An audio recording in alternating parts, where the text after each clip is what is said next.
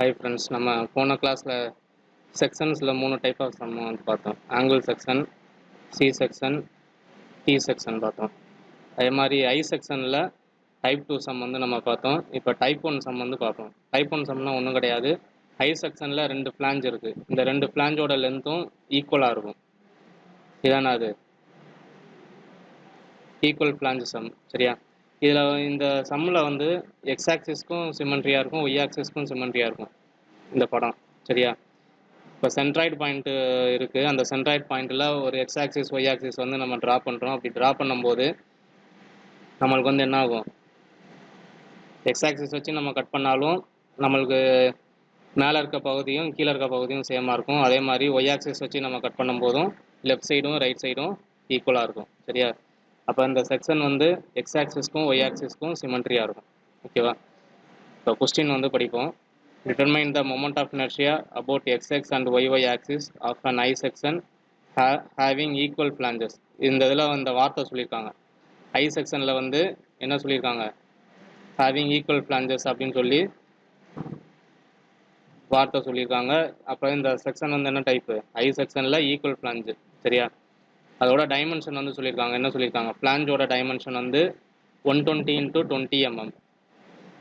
அதே மாதிரி வெப்போட டைமென்ஷன் வந்து 120 × 20 mm திக்னஸ், சரியா? இப்போ நம்ம படம் வந்து வரைவோம். ஐ செக்ஷனுக்கு இந்த மாதிரி ஐ செக்ஷன் வந்து வரைஞ்சிக்கோங்க. வரைஞ்சிட்டு இந்த கீழே இது பாட்டமில் இருக்க ஹரிசாண்டலாக இருக்கிறது வந்து என்னது? ஃப்ளாஞ்சு. அப்போ இது ஒரு ஃப்ளாஞ்சு, இது ஒரு ஃப்ளாஞ்சு.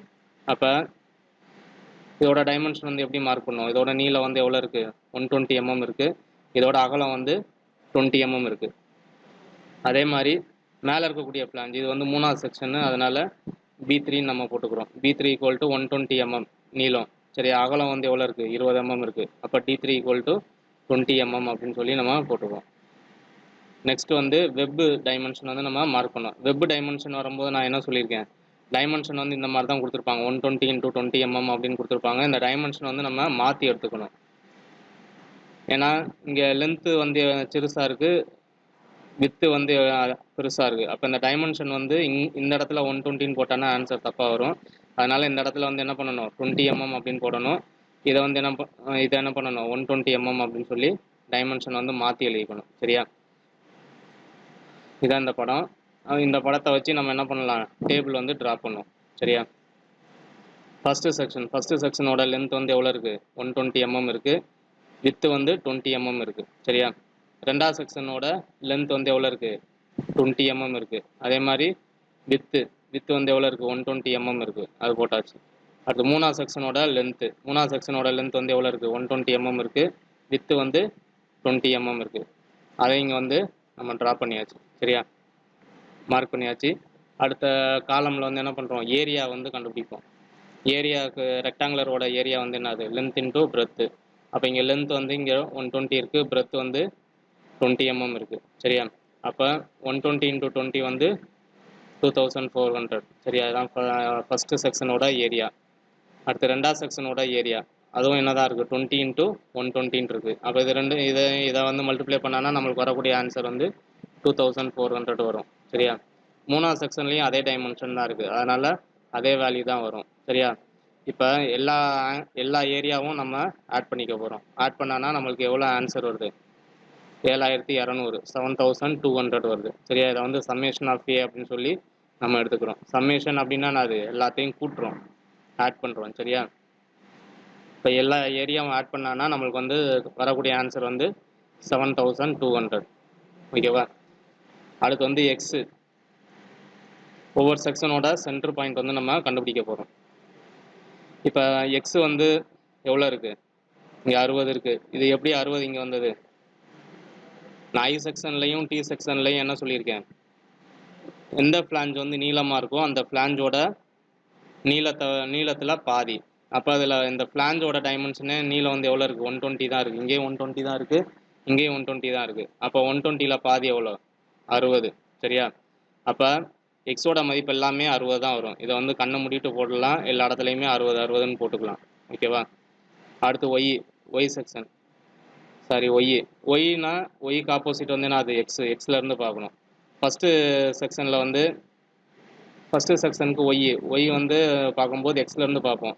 இந்த செக்ஷன் வந்து எக்ஸில் இருக்கா இல்லை எக்ஸ்லேருந்து தள்ளி இருக்கான்னு நம்ம ஃபஸ்ட்டு பார்ப்போம். ஃபஸ்ட்டு செக்ஷன் வந்து எக்ஸ்லேயே தான் டச் ஆகிருக்கு. அதனால் நம்ம அதோட அகலத்தில் வந்து பாதி போட்டால் போதும். ஃபஸ்ட்டு செக்ஷனோட அகலம் வந்து எவ்வளோ இருக்குது? 20 mm இருக்குது. அப்போ 20ல் பாதி 10 mm. சரியா? ரெண்டாவது செக்ஷன் வந்து எக்ஸ்லேருந்து எவ்வளோ தூரம் தள்ளி இருக்குது? 20 mm தள்ளி இருக்குது. சரியா? அப்போ ஃபஸ்ட்டு 20ன்னு போட்டுக்கணும். ஏன்னா 20 mm தள்ளி இருக்கனால 20ன்னு போட்டுக்கணும். சரியா? அதுக்கப்புறமேலு இந்த ரெண்டாவது செக்ஷனோட அகலம் எவ்வளோ இருக்குது? 120 mm இருக்குது. அப்போ 120ல் பாதி எவ்வளோ? 60. அப்போ ஆல்ரெடி இங்கே ஒரு 20 இருக்குது. 20 கூட 60 கூட்டினானா எவ்வளோ வரும்? 80 வரும். அப்போ 20 + 60 = 80. அதானே அது y2 = 80 அப்படின்னு சொல்லி நம்ம போட்டிருக்கோம். அடுத்து மூணாவது செக்ஷனோட மூணாவது செக்ஷன் வந்து எக்ஸ்லேருந்து எவ்வளோ தூரம் தள்ளி இருக்குது? இங்கே வந்து ஒரு 20 இருக்குது, இங்கேருந்து ஒரு 120 இருக்குது. அப்போ இது ரெண்டுத்தையும் கூட்டினான்னா 140 mm வந்து எக்ஸ்லேருந்து ஆஃப்செட் ஆகிருக்கு. சரியா? அப்போ 140 அப்படின்னு சொல்லி நம்ம அதை எடுத்து வச்சுக்கணும். மூணாவது செக்ஷன் வந்து எவ்வளோ வித்து இருக்குது? 20 mm இருக்குது. அப்போ 20ல் பாதி எவ்வளோ? 10.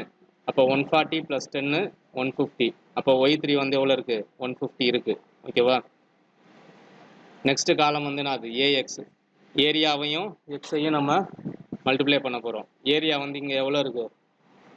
2400 இருக்குது. எக்ஸு வந்து 60 இருக்குது. அப்போ இது ரெண்டுத்தையும் நம்ம மல்டிப்ளை பண்ணான்னா எவ்வளோ வருது? 1,44,000 வருது. சரியா? அதே மாதிரி A2 X2, A2 வந்து எவ்வளோ இருக்குது? 2400 இருக்குது. X2 வந்து 60 இருக்குது. இந்த ஏஎக்ஸோட மதிப்பு எல்லாமே என்னது? சேமாக தான் இருக்குது. அதனால் எல்லாத்துலேயுமே என்னது? ஒரே மதிப்பு தான் வரும். 1,44,000. இங்கேயும் A3 X3க்கும் 1,44,000 வரும். சரியா? இது எல்லாத்தையும் கூட்டினானா நம்மளுக்கு மொத்தம் ஆன்சர் வந்து எவ்வளோ வரும்? 4,32,000 வரும். சரியா? அடுத்து ஒய், A1 Y1 வந்து ஃபஸ்ட்டு கண்டுபிடிப்போம். A1ஓட மதிப்பு வந்து எவ்வளோ இருக்குது? 2400 இருக்குது. Y1ஓட மதிப்பு வந்து 10. அப்போ 2400 × 10 24,000. சரியா? அடுத்து A2 Y2, A2ஓட மதிப்பு வந்து 2400, Y2ஓட மதிப்பு வந்து 80.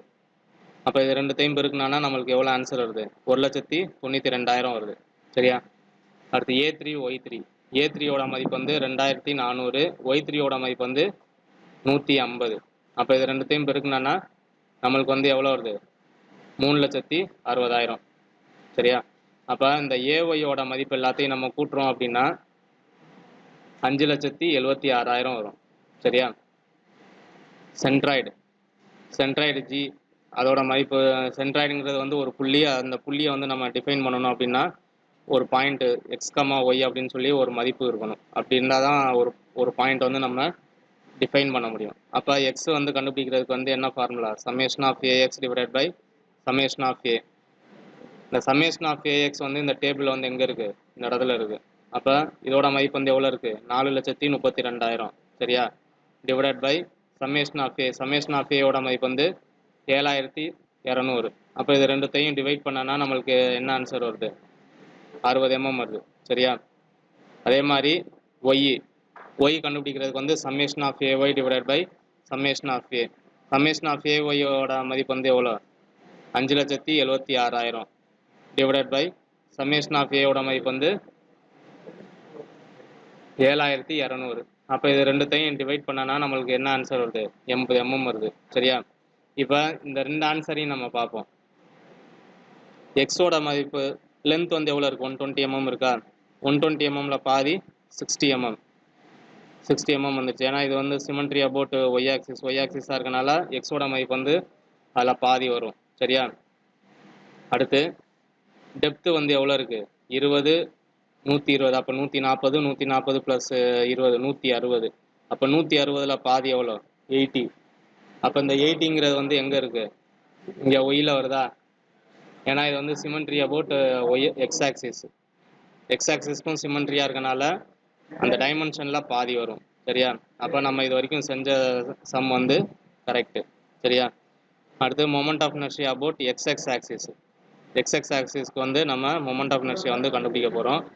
அதோட ஃபார்முலா வந்து என்னது அப்படின்னா IXX = B1 D1³ / 12 plus a1 into capital Y minus y1 whole square plus b2 d2 cube divided by 12 plus a2 into capital Y minus y2 whole square plus b3 d3 cube divided by 12 plus a3 into capital Y minus y3 whole square. சரியா? இப்போ b1 ஓட value வந்து எவ்வளோ இருக்கு? 120. d1 ஓட மதிப்பு 20. அப்போ 120 into 20 cube divided by 12. இதை வந்து நம்ம கால்குலேட்டரில் சால்வ் பண்ணனா நம்மளுக்கு என்ன ஆன்சர் வரும்? 80,000 வரும். சரியா? அடுத்து a1 capital Y minus y1 whole square. a1 ஓட மதிப்பு வந்து 2400. capital Y ஓட மதிப்பு வந்து 80. அதே மாதிரி y1 ஓட மதிப்பு வந்து 10. இந்த y1 ஓட மதிப்பு வந்து இங்கேருந்து எடுக்கணும். சரியா? இந்த இடத்துல இருந்து எடுக்கணும். இதோட மதிப்பு வந்து எவ்வளோ இருக்குது? 10 இருக்குது. அப்போ 80 மைனஸ் 10 70. 70 ஸ்கொயர் வந்து 4900. சரியா? 4900 இன்ட்டு 2400. இதை வந்து ரெண்டுத்தையும் பெருக்குனா நம்மளுக்கு ஆன்சர் வந்து எவ்வளோ வருது? 11760000. சரியா? அந்த ஆன்சர் வருது. இந்த கால்குலேட்டரில் சால்வ் பண்ணனா உங்களுக்கு வரும். சரியா? அடுத்து b2 d2. b2ஓட மதிப்பு வந்து 20. d2ஓட மதிப்பு வந்து 120. அப்போ 20 இன்ட்டு 120 கியூப் டிவைட் பை 12. இதை வந்து நம்ம கால்குலேட்டரில் சால்வ் பண்ணனா நம்மளுக்கு ஆன்சர் வந்து என்ன வருது? 28,80,000 வருது. ஓகேவா? அடுத்து a2 capital Y minus y2 whole square. a2ஓட மதிப்பு வந்து 2400. கேபிட்டல் ஒய்யோட மதிப்பு வந்து 80. அதே மாதிரி y2ஓட மதிப்பும் 80. அப்போ 80 மைனஸ் 80 0.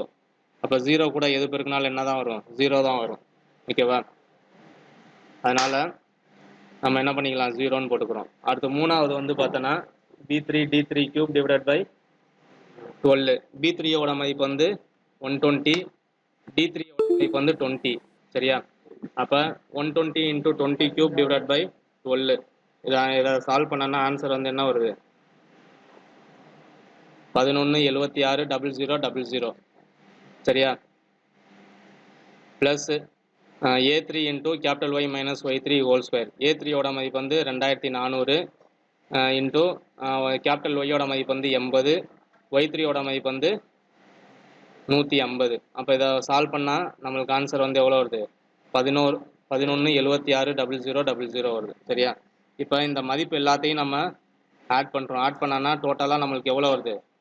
26560000. சரியா? இப்போ நம்ம என்ன பண்ணுறோம்? இதை சிம்பிளிஃபைடாக நம்ம எழுதுறதுக்காக நம்ம பாயிண்ட்டை வந்து 6 டிஜிட் பின்னாடி தள்ளி வைக்கிறோம். சரியா? அப்படி 6 டிஜிட் பின்னாடி தள்ளி வைக்கும்போது நம்மளுக்கு ஆன்சர் வந்து என்ன வருது? 26.56 இன்ட்டு 10⁻6 mm/4 அப்படின்னு சொல்லி வருது. mm/4ங்கிறது வந்து மொமெண்ட் ஆஃப் இனர்ஷியாவோட யூனிட். சரியா? அடுத்து வந்து moment of inertia about Y Y axis. Y Y ஆக்சிஸ்க்கு நம்ம மொமெண்ட் ஆஃப் இனர்ஷியா வந்து கண்டுபிடிக்க போகிறோம். இப்போ moment of inertia about Y Y ஆக்சிஸ்க்கு ஃபார்முலா வந்து என்னன்னா IYY equal to d1 b1 cube divide by 12 plus a1 into இங்கே வெளியில் வந்து எக்ஸ் இருக்குது, ஒய் இருக்குது, அதனால் உள்ளே வந்து என்ன அது எக்ஸ் தான் இருக்கணும். சரியா? அப்போ X minus x1 whole square plus d2 b2 cube divide by 12 plus a2 into capital X minus x2 whole square plus d3 b3 cube divided by 12 plus a3 into capital X minus x3 whole square. சரியா?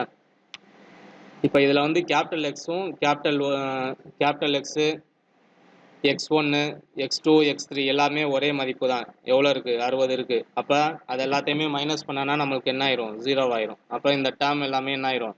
இந்த term 0 ஆயிரும், இந்த term 0 ஆயிரும், இந்த term 0 ஆயிரும். அப்போ நம்ம d1 b1 cube divided by 12 plus d2 b2 cube divided by 12 plus d3 b3 cube divided by 12 இந்த மூணு டேர்ம் மட்டும் நம்ம சால்வ் பண்ணால் போதும். சரியா? இப்போ d1 b1 cube divided by 12 அதோட மதிப்பு வந்து எவ்வளோ இருக்குது? 20 இன்ட்டு 120 cube divided by 12. இப்போ இதை சால்வ் பண்ணனா நம்மளுக்கு ஆன்சர் வந்து என்ன வருது? 28,80,000. சரியா? இந்த ஆன்சர் வருது. அடுத்து வந்து 120 இன்ட்டு 20 cube divided by 12. இதை கால்குலேட்டரில் சால்வ் பண்ணனா நம்மளுக்கு ஆன்சர் வந்து என்ன வருது? 80 வருது. சரியா? அதே மாதிரி 20 இன்ட்டு 120 cube divided by 12. இது ஆல்ரெடி நம்ம ஃபஸ்ட்டே சால்வ் பண்ணியிருக்கோம். அப்போ அதே அந்த ஆன்சரும் இந்த ஆன்சரும் ஒன்று தான். சரியா? அப்போ 28,80,000. அப்போ இது எல்லாத்தையும் நம்ம ஆட் பண்ணனா நம்மளுக்கு கடைசியாக நம்மளுக்கு எவ்வளோ ஆன்சர் வருது? 58,40,000 வருது. சரியா? இப்போ நம்ம போனதில் பண்ண மாதிரி தான் பாயிண்ட் வந்து 6 டிஜிட்டு பின்னாடி தள்ளி வைக்கிறோம். அப்போ பின்னாடி தள்ளி வைக்கும்போது 5.84 இன்ட்டு 10⁶ அப்படின்னு சொல்லி நம்மளுக்கு வருது. மொமெண்ட் ஆஃப் இனர்ஷியாவோட யூனிட் வந்து என்னது, mm/4. அந்த mm/4 வந்து நம்ம அங்கே வச்சுக்கிறோம். சரியா? அடுத்து radius of gyration. Radius of gyration அப்படின்னா கேன்னு சொல்லுவாங்க. இப்போ எக்ஸ் ஆக்சிஸ் பொறுத்து நம்ம கண்டுபிடிக்க போகிறோம் அப்படின்னா K X X equal to √5xx divide by summation of A. சரியா? அப்போ ஐஎக்ஸ்எக்ஸோட மதிப்பு வந்து 26.56 into 10⁶ divide by summation of A. Summation of ஏயோட மதிப்பு வந்து 7200. சரியா? இது ரெண்டுத்தையும் நம்ம டிவைட் பண்ணிவிட்டு வரக்கூடிய ஆன்சரை வந்து ரூட் எடுத்தானா நம்மளுக்கு ஆன்சர் வந்து எவ்வளோ வருது, 60.74 அப்படின்னு சொல்லி வரும். இதோட யூனிட் வந்து mm. சரியா? அதே மாதிரி கேஒய்ஒயோட ஆன்சர் வந்து கேஒய்ஒயோட ஃபார்முலா வந்து என்னது, √5yy divided by summation of A. சரியா? ஐஒய்யோட வேல்யூ வந்து எவ்வளோ இருக்குது, 5.84 into 10⁶ divided by summation of ஏயோட வேல்யூ வந்து 7200. அப்போ இது ரெண்டுத்தையும் டிவைட் பண்ணானா ஒரு ஆன்சர் வரும். அந்த ஆன்சர் வந்து ரூட் எடுத்தானா நம்மளுக்கு ஃபைனலாக எவ்வளோ வருது, 28.48 mm அப்படின்னு சொல்லி வரும். சரியா? இதோட உங்களுக்கு செக்ஷனில் வரக்கூடிய சம்ஸ் எல்லாமே முடிஞ்சிருச்சு. நெக்ஸ்ட்டு வந்து தின் செல்ஸ்.